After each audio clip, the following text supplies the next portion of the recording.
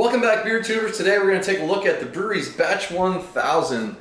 As is the case with their batch series, they had another homebrew competition, and two guys out of Denver, Colorado, both named Bryan, won the competition with this what they're calling a Cascadian dark rye ale, and that's kind of what the spelling is on there to play on Bryan. Is the name of the beer. So I got to pour it out. It's very dark. Not really seeing any light through it. It's got a very light brown head on there, good carbonation, nice head retention. Yeah, you definitely smell those hops. I know the breweries always said that they would never make an IPA, and this is another way of them kind of getting around that, doing a black IPA with rye, which is always nice. So it's not quite like intensely punching in your face with the hop aroma, but there's plenty of hops there, getting the rye coming through. A little bit of a darker malt, slight roast, slight like chocolate character. Just notes high in the background with like a touch of breadiness. So let's dig in. Cheers.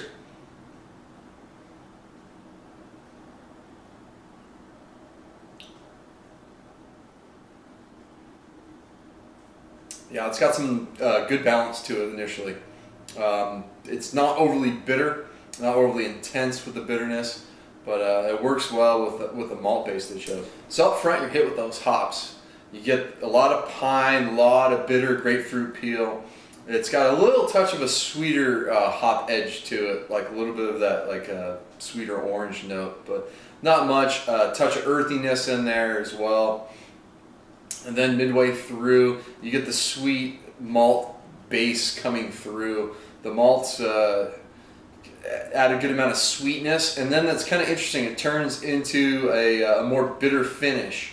It dries out nicely. It's I believe 7% beer. Yeah, 7%. It dries out nicely on the back end once that bitterness kicks in, which isn't intense, but it kind of works with the drying out the beer. So that malt middle tends to be like a sweeter breadiness mixed with like a touch of a roasty note, maybe like a touch of caramel malt, I'm guessing is in there. And then towards the finish, I start to pick up this little like chocolate note that transitions right into that rye spiciness. You get that spicy rye character at the finish to go along with the bitterness. So overall, it's turned out to be a pretty solid beer.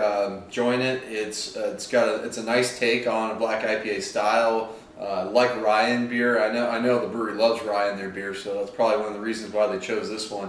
It works really well.